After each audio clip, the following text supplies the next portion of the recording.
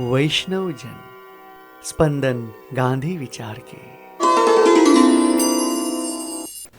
નમસ્કાર, વૈષ્ણવજન સ્પંદન ગાંધી વિચારના પોડકાસ્ટમાં આપનું સ્વાગત છે. આજે આપણી સાથે શ્રી દિવ્યેશ ભટ્ટ આપણી સાથે છે, જેઓ ભારતીય ભાષા સંસ્કૃતિ સંસ્થાનના નિયામક શ્રી તરીકેની ફરજ નિભાવી રહ્યા છે. સ્વાગત છે તમારું દિવ્યેશભાઈ. નમસ્તે ધારાબેન. ગુજરાત વિદ્યાપીઠમાં ભારતીય ભાષા સંસ્કૃતિ સંસ્થાન એક લાંબા સમયથી ચાલી રહ્યું છે. આપ આ વિશે જરા વિગતે ચર્ચા કરશો? સરસ ધારાબેન. ભારતીય ભાષા સંસ્કૃતિ સંસ્થાન એ ગુજરાત વિદ્યાપીઠ દ્વારા ચાલતી એક વિશિષ્ટ પ્રકારની પ્રવૃત્તિ છે, જ્યાં આપને જાણીને આનંદ થશે કે જ્યાં અમે વિવિધ ભારતીય અને વિદેશી ભાષાઓનું પ્રશિક્ષણ કરીએ છીએ, જ્યાં વ્યક્તિઓ આવે છે અને પોતાને ભાષાઓ થકી પોતાના જ્ઞાનનો વ્યાપ વિસ્તારે છે. અને એટલા જ માટે તમને જાણીને આનંદ થશે કે અમારી આ જે ભારતીય ભાષા સંસ્કૃતિ સંસ્થાન છે એની અમે ટેગલાઇન રાખી છે કે ભાષાની પાંખોથી જ્ઞાન ગગનમાં ઉડાન. વાહ! ભારતીય ભાષા સંસ્કૃતિ સંસ્થાન. દિવેશભાઈ, આજના જમાના એઆઈના યુગમાં આપણે જાણીએ છીએ કે હવે લોકો લખવા માટે પણ સામાન્ય રીતે વોઇસ ટાઈપિંગ. બરાબર છે. આ સમયમાં ભાષાની જરૂરિયાત શું જણાય છે? ખૂબ સરસ પ્રશ્ન છે બેન.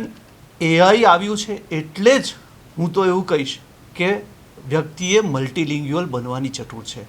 કારણ કે આ જે મશીન લર્નિંગ કે એ બધું છે એ સામાન્ય રીતે ભાષા છે એ માનવીય ઉપલબ્ધિ છે. અને આ જ્યારે આ ઉપલબ્ધિ આપણી પાસે આવે છે ત્યારે હું તો કહીશ, ઇવન દર્શક મિત્રોને પણ કહીશ કે આજના જમાનામાં જો તમે એકથી વધુ ભાષા જાણો છો તો ઇવન સંશોધનોએ પણ કહ્યું છે કે જો વ્યક્તિ એકથી વધુ ભાષા જાણે છે, જો મલ્ટીલિંગ્યુઅલ છે, તો એની ઇમોશનલ કોન્ટેન્ટથી શરૂ થઈ અને દરેક બાબતમાં એ સામાન્ય વ્યક્તિ કરતાં ક્યાંક ચઢતો સાબિત થશે, શ્રેષ્ઠતમ સાબિત થશે. અને એટલા માટે ભાષાઓ શીખવી એ આજના જમાનાની અત્યારની તાતી જરૂરિયાત છે. વાહ! તમે કદાચ ભાષાના માણસ હોવાના કારણે, અંગ્રેજીના પ્રાધ્યાપક હોવાના કારણે આ વાત વધારે સ્પષ્ટ રીતે સમજી અને સમજાવી શકો છો, એવું કહી શકાય. આભાર બેન. એક વાત જાણવી છે કે ભાષા સંસ્થાન કેટલી ભાષાઓને આવરી લે છે? એમાં સ્થાનિક કઈ છે અને વિદેશી કઈ છે? ચોક્કસ. ભારતીય ભાષા સંસ્કૃતિ સંસ્થાન એમાં આપણે ભારતીય ભાષાઓ શીખવીએ છીએ અને વિદેશી ભાષાઓ, જેમ એમ અગાઉ કહ્યું તેમ એમાં ભારતની બધી જ ભાષાઓ, મોટાભાગની બધી જે મેજર લેંગ્વેજીસ છે, જેમાં હું તમને કહું કે ઉત્તર ભારતથી શરૂ કરીએ તો અમે પંજાબી શીખવીએ છીએ, બેંગોલી શીખવીએ છીએ, મરાઠી શીખવીએ છીએ, અને સાઉથની તો બધી જ, એટલે કે સાઉથની 4 મેજર જે લેંગ્વેજીસ છે, મલયાલમ, તમિલ, તેલુગુ અને કન્નડા, આ 4 સાઉથની લેંગ્વેજીસ. અને સાથે સાથે સિંધી પણ શીખવવામાં આવે છે, ઉર્દુ પણ શીખવવામાં આવે છે, અને આપણી જે ક્લાસિકલ લેંગ્વેજ એટલે સંસ્કૃત તો ખરી જ, અને ગુજરાતી પણ ખરી, અને ભારતની રાષ્ટ્રભાષા કહો તો હિન્દી પણ ખરી. આમ આ બધી જ ભાષાઓ અમે અહીંયા શીખવીએ છીએ અને ખૂબ સરસ પદ્ધતિથી, અદ્યતન પદ્ધતિથી વિદ્યાર્થીઓને આ ભાષાઓ શીખવવામાં આવે છે. અને વિદેશી ભાષાઓની જે વાત કરી એમાં વિદેશીમાં યુરોપની 4 મેજર લેંગ્વેજ જેવી કે ફ્રેન્ચ, સ્પેનિશ, જર્મન અને ઇંગ્લિશ, આ 4 લેંગ્વેજીસ એ યુરોપની છે. ત્યાર પછી એશિયન લેંગ્વેજીસની વાત કરીએ તો જાપાનીઝ, રશિયન અને ચાઇનીઝ મેન્ડરીન એ પણ અમે અહીંયા શીખવીએ છીએ. એના પણ શિક્ષકો છે અને વિદ્યાર્થીઓ પણ આવે છે. સાથે સાથે મિડલ ઇસ્ટની વાત કરીએ તો પર્શિયન અને અરેબિક લેંગ્વેજીસ પણ અમે અહીંયા શીખવીએ છીએ. વાહ! ભાષા સંસ્થાન ખરેખર ઘણું આવરી લે છે. અને અત્યારે જ્યારે શ્રમની ગતિશીલતા વધી છે એટલે મારે ગુજરાતી તરીકે પણ જો દક્ષિણમાં જવું હોય તો એની જરૂરિયાત જણાય છે. પણ મારો મોટો પ્રશ્ન એવો છે કે ભાઈ અત્યારે જે લોકો કામ કરે છે, ખાસ એવા લોકોને ભાષાની વધારે પણ જરૂર પડતી હશે, ત્યારે આની પ્રવેશની પ્રક્રિયા કઈ રીતે છે અને એની સમયાવધિ શું હોય છે? તો અહીંયા આપણે આ શોર્ટ ટર્મ કોર્સ એટલે કે ટૂંકા ગાળાના કોર્સ તરીકે ચલાવીએ છીએ અને આ આપણું આયોજન એવું હોય છે કે વર્ષમાં 4 બેચ એટલે કે 3 મહિનાની 4 બેચીસ આપણે અહીંયા ચલાવીએ છીએ, જેમાં શરૂઆત એ જુલાઈથી થાય, જુલાઈથી 3 મહિના, પછી બીજું ઓક્ટોબર ઇન્ટેક હોય છે, જાન્યુઆરી ઇન્ટેક અને પછી એપ્રિલ ઇન્ટેક, એમ 4 બેચીસ 3 મહિનાના 4 તબક્કામાં પ્રવેશ પ્રક્રિયા થતી હોય છે. અને પ્રવેશ માટેની પ્રક્રિયા એકદમ સરળ એટલે કે ઓનલાઈન હોય છે. એટલે ઓનલાઈન તમારે ગુજરાત વિદ્યાપીઠની વેબસાઇટ પર ભારતીય ભાષા સંસ્કૃતિ સંસ્થાન પર જઈ અને ત્યાં રજિસ્ટર અને પે ફીસ નું જે બટન આવે એના પર તમે ક્લિક કરો. આપ એકદમ યુઝર ફ્રેન્ડલી હેસલ ફ્રી પ્રવેશ પ્રક્રિયા છે. અને વન્સ આપ ફી ભરો છો એટલે આપ રજિસ્ટર થઈ જશો અને અમારું સંસ્થાન આપે જ્યારે જે ભાષામાં પ્રવેશ લીધો છે તો આપનો સંપર્ક કરશે અને એ રીતે ક્લાસીસની અને બધી માહિતી અને ઇન્ફોર્મેશન તમને પૂરી પાડશે. આ તો ખૂબ સરળ પ્રક્રિયા છે કે જે કોઈ પણ વ્યક્તિ ગમે ત્યાંથી કરી શકે. પણ દિવેશભાઈ, અત્યારે બહુ મોટો પ્રશ્ન એ છે કે અત્યારે આવા બધા ક્લાસીસ અને જે આ રીતે ચાલી રહ્યું છે એમાં ફી ના ધોરણ ઘણા ઊંચા હોય છે, ત્યારે ગુજરાત વિદ્યાપીઠ નું ફીનું ધોરણ શું છે એ આપ જણાવો. આપણું ખૂબ સરળ અને એકદમ હું કહી શકું કે એકદમ બોટમ લેવલની આપણી ફી સ્ટ્રક્ચર છે. આપણે વિદેશી ભાષા શીખવા માટે 7,000 રૂપિયા 3 મહિનાની શોર્ટ ટર્મ કોર્સની, જ્યારે ઇન્ડિયન લેંગ્વેજ એટલે કે કોઈ ભારતીય ભાષા શીખો છો તો એના માટેની શુલ્ક એ 4,000 રૂપિયા છે. એમાં પણ આપણે બીજો તબક્કો છે એડવાન્સ. જો તમારે ભારતીય ભાષા એડવાન્સ લેવલ પર શીખવી છે તો એના 6,000 રૂપિયા, અને જો વિદેશી ભાષા એડવાન્સ લેવલ પર શીખવી છે તો એના 9,000 રૂપિયા. આમ એકદમ નોમિનલ ફી સ્ટ્રક્ચરથી આપણું સંસ્થાન ચાલે છે. બહુ જ સરસ. આ તો ખાસું સરળ છે. દિવેશભાઈ, આની સાથે એક બહુ એટલે આમ આપણને એવો પ્રશ્ન થાય કે જ્યારે આટલી બધી ભાષા તમે આપી રહ્યા છો ત્યારે કઈ ભાષામાં વધારે રસ અત્યારે જોવા મળે છે, ખાસ કરીને સ્થાનિક ભાષામાં? હા, સ્થાનિક એટલે કે જો આમ કહીએ ને તો ભારત અત્યારે યુવાનોનો દેશ છે. અને અત્યારના યુવાનોની વાત કરું તો અત્યારના યુવાનો જો ભારતીય ભાષાઓની વાત કરીએ તો સંસ્કૃત શીખવા ઘણા બધા આવે છે. શું વાત કરો છો? સંસ્કૃત લેંગ્વેજ શીખવા ઘણા બધા લોકો આવે છે. સાથે સાથે જ્યાં બિઝનેસ પર્પઝથી અમુક લોકો હોય તો એ પંજાબી પણ શીખે છે. સાથે સાથે કેનેડા જવા ઈચ્છુક જે લોકો છે એ લોકો પણ પંજાબી લેંગ્વેજ પ્રિફર કરે છે. સાથે સાથે કેટલાક લોકો બેંગોલી, એટલે મોટાભાગની બધી ભાષાઓમાં, ઇવન સાઉથમાં જે દાખલા તરીકે કોઈ ગુજરાતી યુવાન છે અને એને સાઉથમાં એને માર્કેટિંગનું કંઈ કામ કરવું છે તો એવા બધા લોકો પણ સાઉથની લેંગ્વેજીસ શીખવા આવે છે. ઇવન કેટલાક લોકો, ધારાબેન તમને જાણીને આનંદ થશે, એ રસ માટે બસ મને ગઈકાલે એક દીકરીનો ફોન આવ્યો, મને કહે કે મારે તમિલ શીખવી છે. મેં સહજમાં પૂછ્યું કે કેમ તમિલ શીખવી? કે હું તમિલ ફિલ્મો જોઉં છું એટલે મને તમિલ શીખવાની. એટલે આ આજનું જનરેશન છે, એમને કંઈક નવું શીખવું છે દરરોજ, અને એના માટે આપણે પ્લેટફોર્મ પૂરું પાડીએ છીએ. ખરેખર અદ્ભુત છે. અને વિદેશી ભાષામાં શેમાં સૌથી વધારે રસ જોવા મળે છે? વિદેશી ભાષાઓમાં આ ખાસ કરીને આમ જોવા જઈએ તો આપણે ત્યાં જે એન્જિનિયરિંગ એટલે કે ટેકનિકલ બેકગ્રાઉન્ડવાળા વિદ્યાર્થીઓ છે એ જર્મન અને ફ્રેન્ચ શીખે છે. કેનેડા તરફ એટલે કે વિદેશમાં જવા માટે એટલે કે ફર્ધર એજ્યુકેશન એટલે કે ઉચ્ચ શિક્ષણ માટે જવાવાળા વિદ્યાર્થીઓ પણ ફ્રેન્ચ અને જર્મન શીખતા હોય છે. સાથે સાથે કેટલાક સ્પેનિશ પણ શીખે છે જે યુરોપમાં જવાનું હોય એ લોકો.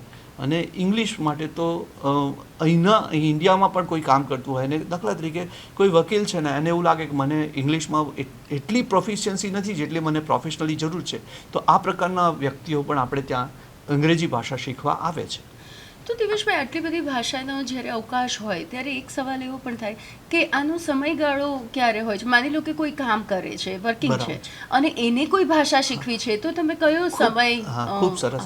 આના માટે છે ને અમે લોકોએ એક અનુભવે જ અમને શીખવ્યું છે, પણ અમે હવે સાંજે 6 થી 8 આ રીતનો સમયગાળો છે. એટલે કે કોઈ વ્યક્તિ, કોઈ વિદ્યાર્થી છે ને એક એન્જિનિયરિંગ કરે છે કે ફાર્મસીમાં ભણે છે કે BSc કરે છે, તો સાંજે 6 વાગે 4 વાગે ફ્રી થઈ જાવ તો 6 થી 8. સાથે સાથે કોઈ પ્રોફેશનલ છે પ્રાઇવેટ કંપનીમાં તો 6 થી 8નો સમય અમે સ્વીકાર્યો છે. એટલે કે અઠવાડિયામાં વીકડેઝમાં જે ફોરેન લેંગ્વેજીસના જે ક્લાસીસ ચાલે એ સાંજે 6 થી 8માં ચાલે.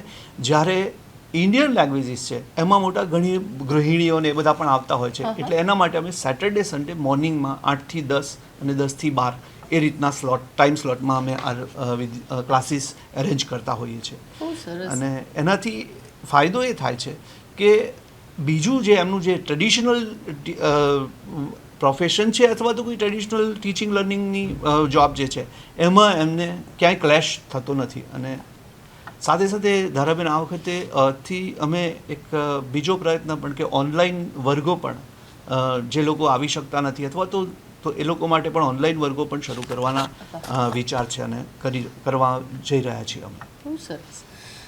દિવેશભાઈ, એક બીજો સવાલ એવો પણ થાય કે માની લો કે કોઈ વિદ્યાર્થી જ્યારે આવી રીતના જુદા જુદા પ્રકારની સ્થાનિક કે વિદેશી કોઈ પણ ભાષા જ્યારે વધારે શીખે છે ત્યારે એના કારકિર્દીમાં કયા પ્રકારના પરિવર્તનો અથવા કેવા અવકાશો જોવા મળે છે? ખૂબ સરસ પ્રશ્ન ધારાબેન. આજનો જે યુગ છે 21મી સદી છે કે આ યુગ છે એ કોમ્પિટિશનની યુગ છે. તમારે કોઈ પણ ક્ષેત્રમાં તમારે તમારી શ્રેષ્ઠતા તો છે પણ એમાં પણ તમે કંઈક વધારે જાણો છો. તો આજે હું તમને એક સિમ્પલ ઉદાહરણ આપું કે એક કમ્પ્યુટર એન્જિનિયર છે અને એ એક જ ભાષા જાણે છે અથવા તો 2 ભાષા જાણે છે અને સાથે સાથે એની સાથે જો બીજો એ જ પ્લેટફોર્મ પર બીજો વ્યક્તિ છે અને એ એક ત્રીજી લેંગ્વેજ પણ જાણે છે તો એ સહજ છે કે ત્રીજી એટલે કે વધુ લેંગ્વેજ જાણવાવાળો વ્યક્તિ આગળ જ જવાનો છે. એટલે જેટલી વધુ લેંગ્વેજીસ તમને આવડશે, જેટલી વધારે ભાષાઓ પર તમારું પ્રભુત્વ હશે એટલું તમારો જે વ્યાપ છે એ વધવાનો છે. એ ખરેખર સાહજિક છે. ટૂંકમાં આજના સ્પર્ધાત્મક યુગમાં આ તમને વધુ આગળ લઈ જાય, તમને રેસમાં આગળ રાખે છે. બિલકુલ, એટલે સ્પર્ધાત્મક બનાવે છે. ખૂબ સરસ. દિવેશભાઈ, એક એવો પણ પ્રશ્ન થાય કે ભાઈ જ્યારે આપણે ભાષા શીખી લઈએ છીએ, બરાબર છે, એના પછી માની લો કે કોઈ વ્યક્તિને આ રીતની માહિતી જોઈતી હોય કે બીજા કોઈ પણ જગ્યાથી, કોઈ પણ યુનિવર્સિટી ગમે ત્યાંથી, તો એ કઈ રીતે મેળવી શકે? તો ધારાબેન સર, ખૂબ સરસ પ્રશ્ન. અમારો સંપર્ક કરવો હોય તો એક તો આપણી જે પ્રવેશ પ્રક્રિયા છે એ ઓનલાઈન છે. એટલે ગુજરાત વિદ્યાપીઠની વેબસાઇટ પર આપ આવી શકો અને ગુજરાત વિદ્યાપીઠની વેબસાઇટમાં જ્યાં એક્સટેન્શન સર્વિસીસ છે એ એક્સટેન્શન સર્વિસીસવાળા ઇન્ટરફેસ પર ભારતીય ભાષા સંસ્કૃતિ સંસ્થાનનું પેજ છે. એના પર ક્લિક કરવાથી આપ ભારતીય ભાષા સંસ્કૃતિ સંસ્થાનને સંલગ્ન બધી જ માહિતી આપને પ્રાપ્ત થશે. સાથે સાથે ત્યાં ફોન નંબર પણ આપવામાં આવ્યો છે, તો આપ એ ફોન નંબરથી પણ અમારો સંપર્ક કરી શકશો. અને એ સિવાય ગુજરાત વિદ્યાપીઠ આશ્રમ રોડ પર સ્થિત વિદ્યાપીઠ છે, ફેમસ છે. તો આપ વિદ્યાપીઠની મુલાકાત લો તો વિદ્યાપીઠમાં સેન્ટ્રલ લાઇબ્રેરીની પાછળ ભારતીય ભાષા સંસ્કૃતિ સંસ્થાનનું બિલ્ડિંગ આવેલું છે. ત્યાં પણ આપ રૂબરૂ આવીને પણ આપને કોઈ પણ પ્રકારના પ્રશ્નો થતા હોય તો આપ આવી શકો છો.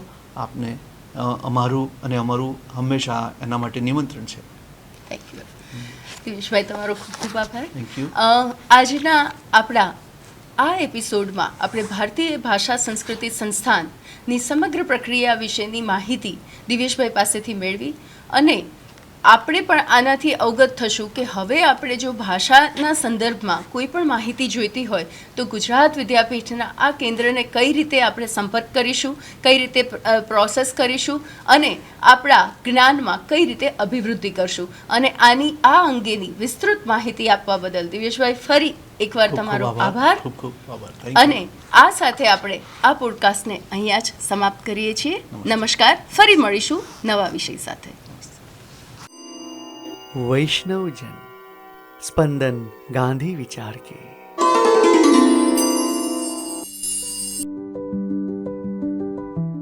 ગુજરાત વિદ્યાપીઠનું વૈષ્ણવજન સ્પંદન ગાંધી વિચારના પોડકાસ્ટ વિવિધ ક્ષેત્રના તજજ્ઞો સાથે સાર્થક સંવાદ કરે છે.